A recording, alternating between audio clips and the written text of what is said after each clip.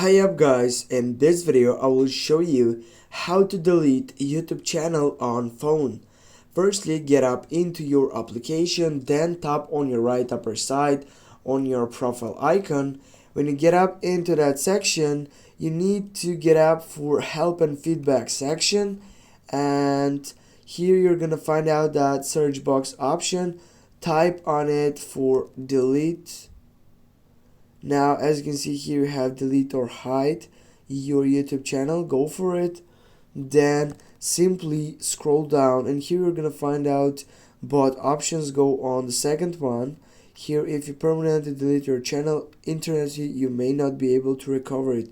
Now, what you need to do, you need to go into your YouTube studio, then simply go get whatever is important on your side, because needs to be on desktop side to have that chance to delete this account.